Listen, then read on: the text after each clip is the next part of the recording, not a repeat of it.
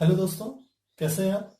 आज हम class 12 physics में फर्स्ट चैप्टर जो हमारा है, जो चल रहा है आजकल, उसका नेक्स्ट टॉपिक करेंगे।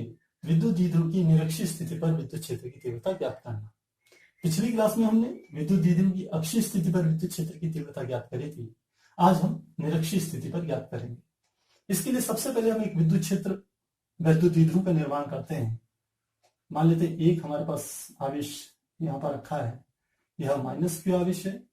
अब इससे कुछ दूरी पर हम एक दूसरा आवेश रख लेते हैं, मान लेते हैं ये प्लस क्यू आवेश।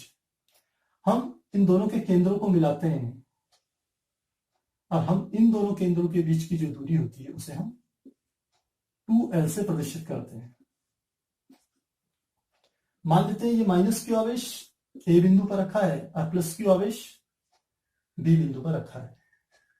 माना ए तथा बी का जो मध्य बिंदु है वह है ओ। तो आप समझ गए होंगे ओ से ए के बीच की दूरी भी एल होगी, जैसा हमने पीछे करा था पिछले डेरिवेशन में। इसी प्रकार ओ से लेकर बी तक के बीच की दूरी भी एल के बराबर होगी। अब समझिए निरक्षीय स्थिति क्या होती है। निरक्षीय स्थिति का अर्थ होता है कि वैद्युत द्विध्रुव के मध्य बिंदु पर यदि एक लंबवत रेखा खींच दी जाए, यदि हम एक लंबवत रेखा खींच दें इस प्रकार से,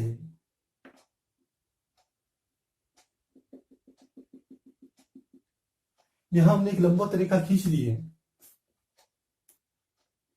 इस लंबवत रेखा पर यदि हम कोई भी एक बिंदु ले लें, मान लेते हैं यहां पर हमने एक बिंदु ले लिया और इस बिंदु का मान मान लेते हैं ये है P। यह बिंदु इस OP रेखा पर कोई भी आप बिंदु लेंगे, चाहे ऊपर की तरफ चाहे नीचे की तरफ, यह इसकी कहलाती है निरक्षीय स्थिति। तो निरक्षीय स्थिति पर हमने कोई एक बिंदु ले लिया, मान लेते हैं P। इस P बिंदु पर इस वैद्युत द्विध्रुव जिसमें कि दो आवेश हैं, एक माइनस क्यू आवेश और एक प्लस क्यू आवेश, इनके द्वारा विद्युत क्षेत्र की हमें तीव्रता ज्ञात करनी। तो हम सबसे पहले P तथा PB को आपस में मिला लेते हैं। तो हमने इस तरीके से PB रेखा को आपस में मिला लिया। इसी प्रकार PA को भी आपस में मिला लेते हैं।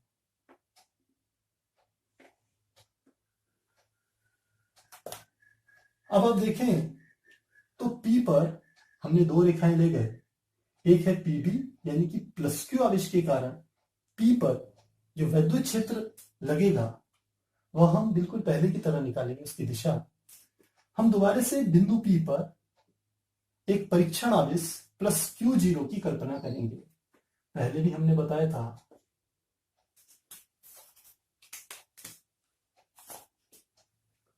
परीक्षण आवेश को हम प्लस Q0 से प्रदर्शित करते हैं। हमने परीक्षण आवेश प्लस Q0 को यहां पर एक कल्पना की है कि यहां पर ये मान लेते हैं स्थित है।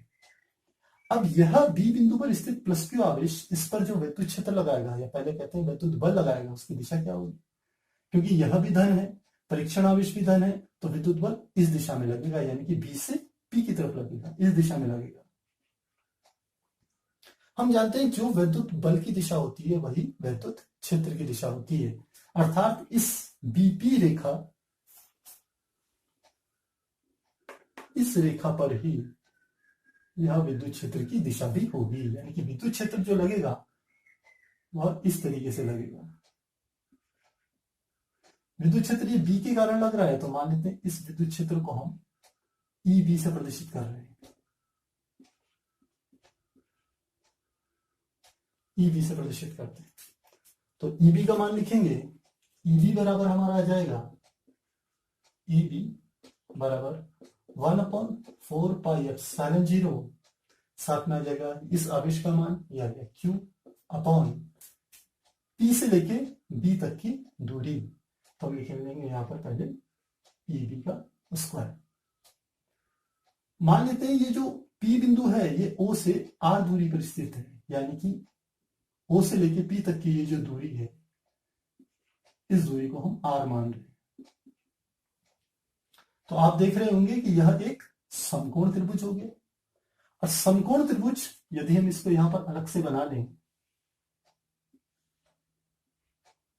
यह बिंदु है O, यह बिंदु है B और ये वाला बिंदु है P। यहां पर ये है समकोण।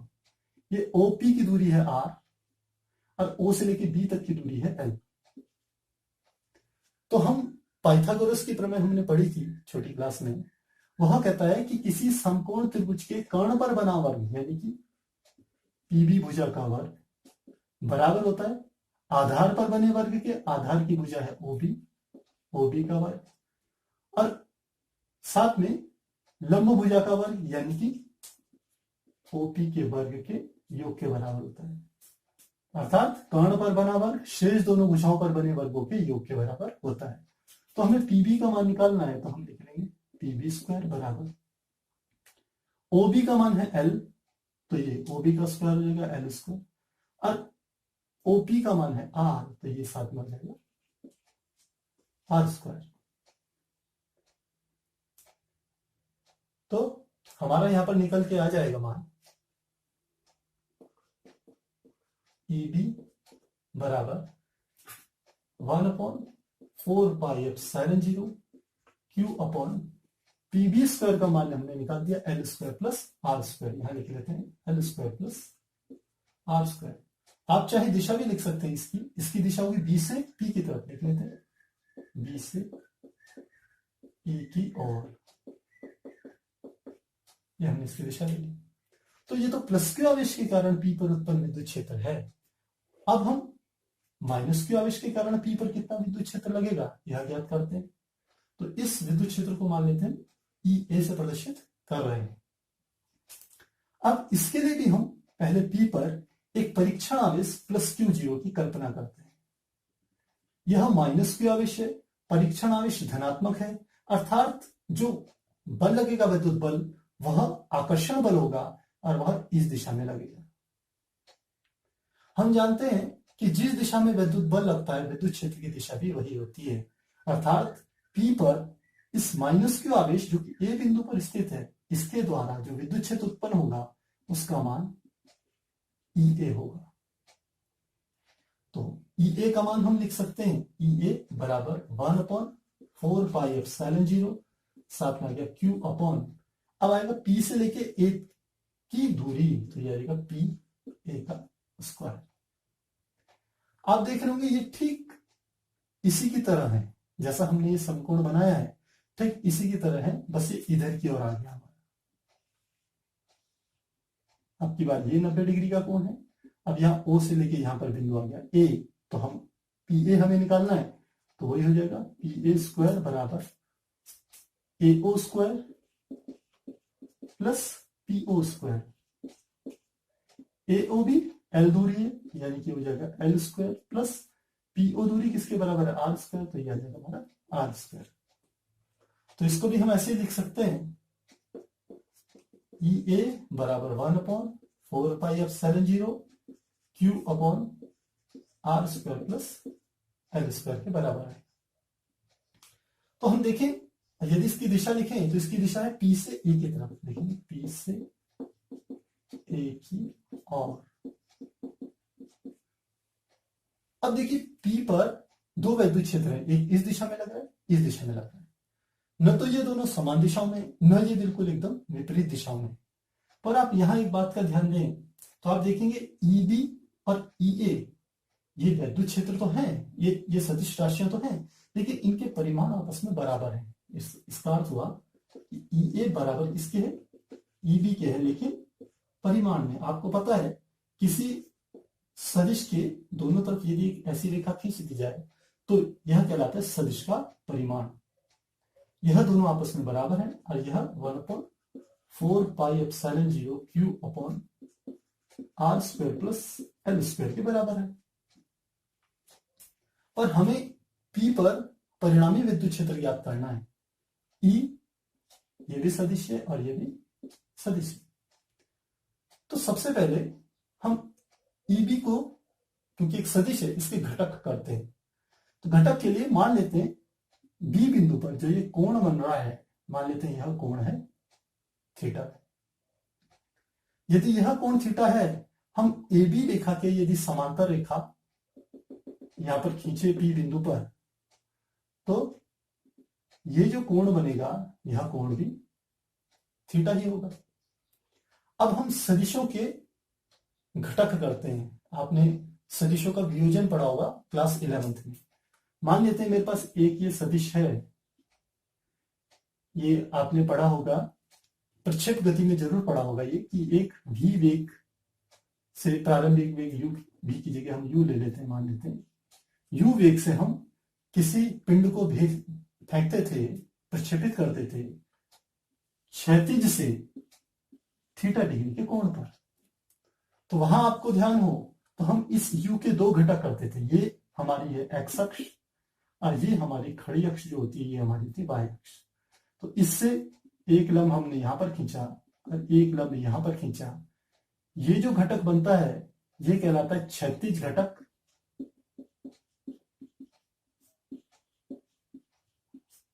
जिसे हम ux कहते हैं, और इसी को हम कहते हैं ux बराबर होता है u। ये कोण इसके साथ बन रहा है, इस भुजा के साथ बन रहा है, इसलिए इस भुजा के घटक को हम कहते हैं u cos थीटा। इसी प्रकार जो ये इधर वाला घटक है, इस घटक को हम नाम देते हैं ऊर्ध्वाधर घटक, और इसे हम uy से प्रदर्शित करते हैं और इसका मान होता है u sin थीटा। u यानी कि ये वाला सदिश और साइन थीटा इसका ऊर्ध्वाधर घटक हो गया। ठीक यही प्रोसेस हम यहां पर लगाएंगे। हम ओपी को आगे की ओर बढ़ाते हैं, ऊपर की ओर, ऐसे ईबी के दो घटक करते हैं। अब चूंकि ईबी इस भुजा के साथ थीटा डिग्री का कोण बना रहा है, इसलिए पहले नीचे की ओर हम डालते हैं, और ये जो इस दिशा में जो घटक बनता है ये हमारा होता है क्षैतिज घटक, यानी कि इसको हम प्रदर्शित करते हैं बिल्कुल इसकी तरह। जैसे ये u था वैसे यहाँ eb है, जैसे ये u cos थीटा था वैसे ये होगा eb cos थीटा। ठीक इसी प्रकार जैसे हमने यहाँ ऊर्ध्वाधर घटक डाला था, वैसे ही हम eb का इस अक्ष पर यदि एक लंब खींचे तो ये जो हमारा घटक आएगा, ये वाला घटक, ये ऊर्ध्वाधर घटक होगा और ये हमारा होगा eb साइन थीटा के बराबर होगा। आपको क्षैतिज घटक और ऊर्ध्वाधर घटक लिखते समय कोई आपके दिमाग में कंफ्यूजन नहीं होना चाहिए। जिस भुजा के साथ हमारा ये कोण थीटा डिग्री का कोण बनाए, उस भुजा पर जो घटक होगा वो क्षैतिज घटक होगा, उससे कॉस थीटा के साथ प्रदर्शित करते हैं। और जो दूसरी भुजा पर हम लंब डालते हैं, उससे जो घटक हमें प्राप्त होता है इसे ऊर्ध्वाधर घटक कहते हैं, और इसे साइन थीटा के साथ लिखा जाता है। तो हमने यहां दो घटक कर लिए ईबी के, एक ईबी कॉस थीटा और दूसरा ईबी साइन थीटा। इसी प्रकार हम ईए के भी दो घटक करते हैं, पर ईए के घटक करने से पहले हम थोड़ा एक काम और करेंगे। हम कहते थे ये वाला कोण है थीटा डिग्री का कोण। अब हम जानते हैं कि ओ बिंदु ए बी के मध्यवर स्थित है, और मध्यवर स्थित है तो जितना कोण इस बी बिंदु पर बनेगा ठीक उतना ही कोण इस बिंदु पर बनेगा, ये भी कोण थीटा होगा। तो ये कोण भी हमें थीटा पता चल गया। अब हमने गणित में पढ़ा था, यदि कोई दो रेखाएं इस प्रकार से एक दूसरे को काटें तो उनके यह दोनों कोण आपस में बराबर होते हैं। यदि ये थीटा हो तो ये वाला कोण भी थीटा होता है, यह हमने पढ़ा था। तो आप देखिए ये ए बी रेखा के समांतर रेखा ही हमने यहाँ पर ये वाली डॉट डॉट वाली रेखा खींची थी। तो यदि ये कोण थीटा होगा तो ये वाला कोण भी थीटा ही होगा। तो अब हमें पता चल गया कि ईए इस पी बिंदु पर इस भुजा के साथ थीटा डिग्री का कोण बना रहा है। अब हम ईए के भी घटक करते हैं। तो ईए का एक घटक यहां पर हमने लंब खींच दिया। अब देख रहे हैं ये वाला जो हमारा सदिश है ईए, यह इस भुजा के साथ थीटा डिग्री का कोण बना रहा है, इस भुजा के साथ। इसलिए यहां पर जो घटक आएगा उस घटक का नाम होगा ईए कॉस थीटा, क्योंकि वो क्षैतिज घटक होगा। इसी प्रकार इस ईए से इस डॉट डॉट यानी कि ओपी रेखा पर यदि एक लंब इस प्रकार से खींचा जाए तो यहां पर जो ये घटक बनेगा, ये घटक, इस घटक को हम कहेंगे, ये ऊर्ध्वाधर घटक होगा और ये होगा ई ए साइन थीटा, इसके बराबर होगा। अब हमें यहां पर एक बात देख रहे हैं कि ई ए का परिमाण और ईबी का परिमाण ये आपस में बराबर है, तो ईबी साइन थीटा और ई ए साइन थीटा, जो ईबी साइन थीटा ईबी का ऊर्ध्वाधर घटक है और ई ए साइन थीटा ई ए का ऊर्ध्वाधर घटक है। यह दोनों घटक बराबर तथा विपरीत हैं, इसलिए यह एक दूसरे को कैंसिल कर देंगे। हम लिखेंगे क्योंकि ईबी साइन थीटा तथा ई ए साइन थीटा बराबर तथा विपरीत हैं, अतः यह एक दूसरे को निरस्त कर देते हैं, यह एक दूसरे को निरस्त कर देंगे। तो इस P बिंदु पर जो परिणामी विद्युत क्षेत्र आएगा वो EA cos थीटा तथा EB cos थीटा के योग के बराबर होगा। हम लिखेंगे अतः P पर परिणामी विद्युत क्षेत्र E बराबर EB cos theta plus EA cos theta के बराबर होगा। अब हम यहां पर ये भी जानते हैं कि EA और EB तो एक दूसरे के बराबर है, लेकिन फिर भी चलो हम इनका मान रखते हैं, तो ये आ जाएगा E बराबर EB का मान हम लिखते हैं, उससे पहले एक बार cos थीटा का मान और निकाल लेते हैं। तो अब यदि इसी वाले हम ट्रायंगल में जाएं जो हमारा ये बना हुआ था OBP या POB, हमें cos थीटा निकालना है इस त्रिभुज से, और cos थीटा बराबर होगा, cos थीटा बराबर होता है आधार बटे कर्ण के।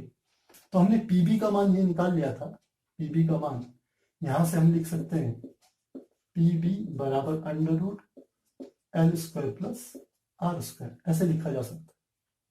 तो हम यहां मान लिखेंगे, यह आ जाएगा under root L square plus R square या R square plus L square, कुछ भी लिख सकते हैं। तो cos थीटा बराबर हो जाएगा आधार यानी कि OB बटे कर्ण यानी कि PB। तो OB का मान है हमारा L और PB का मान है under root R square plus L square. तो यहां से हमने cos थीटा का मान निकाल लिया। तो अब हम E का मान निकालेंगे, तो E बराबर हमारा हो जाएगा 1/4 पाई एप्सिलॉन 0, साथ में Q अपॉन R स्क्वायर, ये हम EB निकाल रहे हैं, तो EB का मान R square plus L square या L square plus R square, साथ में cos थीटा का मान और लिखते हैं। तो ये cos थीटा, चलिए अभी ऐसे ही लिख लेते हैं cos थीटा को, cos थीटा प्लस EA का मान हम बिल्कुल यही है हमारा, EA का मान जो हमारा आता है वो यही है 1/4 pi epsilon 0 Q upon R square plus L square into cos theta. आप देखें ये दोनों आपस में बराबर है, तो इसको हम ऐसे लिख सकते हैं E बराबर 1 और 1 ये हो जाएगा 2 multiply 1/4 pi epsilon 0 Q upon R square plus L square into cos theta, इसके बराबर होगा। ये मान लेते हैं यह समीकरण 3। यह समीकरण 3, अब हमने यहां cos थीटा का मान यहां पर निकाल लिया है इस त्रिभुज से, तो हम लिखते हैं समीकरण 3 में cos थीटा का मान रखने पर, जब रखेंगे तो यह आ जाएगा E बराबर 2 गुणा 1/4 पाई एप्सिलॉन 0, साथ में Q नीचे की ओर है R square plus L square ऊपर की ओर हमारा आ गया, साथ में इस cos थीटा का मान हमें रखना है, तो cos थीटा का मान है L बटे under root R square plus L square. तो ये हमारा आ गया E बराबर, इसको ऐसे लिख सकते हैं 1/4πε0, ये आ गया 2QL बटे ये R square plus L square है, इसकी घात है 1। अब ये R square plus L square के अंडर रूट का अर्थ है इसकी घात है आधी, हाफ। तो हम जानते हैं 1 + 1/2 को यदि हल करें तो ये आ गया 2, यानी कि 2 + 1 यानी कि आता है 3/2। इसका अर्थ है कि इन घातों का जो योग होगा वो होगा R square plus L square की घात 3/2। अब हम जानते हैं चूंकि वैद्युत द्विध्रुव आघूर्ण P बराबर हमारा होता है 2QL के बराबर होता है, तो यहां पर हम P 2QL की जगह यदि P लिख दें तो विद्युत क्षेत्र की तीव्रता E बराबर 1/4πε0 यहां पर आ जाएगा P/r² प्लस एल स्क्वायर की घात 3/2। ये हमारे पास वैद्युत द्विध्रुव की निरक्षीय स्थिति पर स्थित किसी बिंदु P पर विद्युत क्षेत्र की तीव्रता के लिए सूत्र है। यहां पर हम विशेष स्थिति भी ले सकते हैं।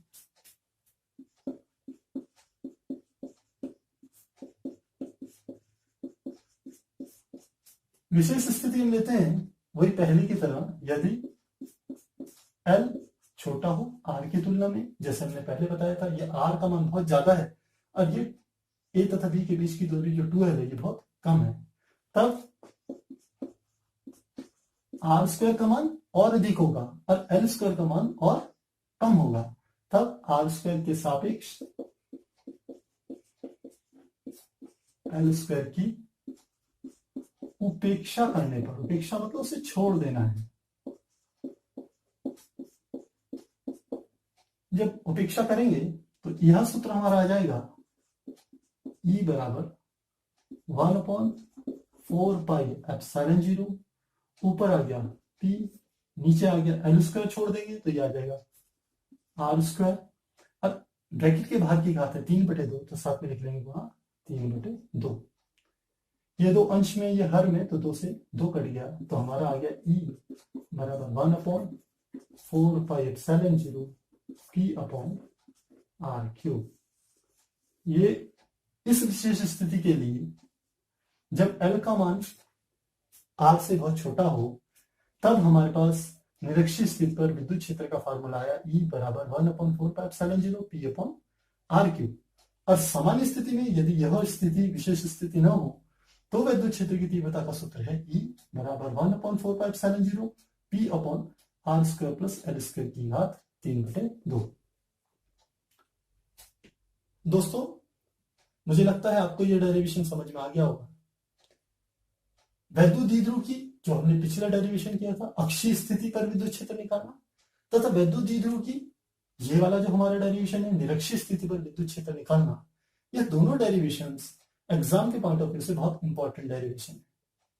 और आप देखेंगे ये हर 1-2 साल बाद एग्जाम्स में, बोर्ड एग्जाम में जरूर पूछा जाता है, तो आप इसे जरूर तैयार कीजिए।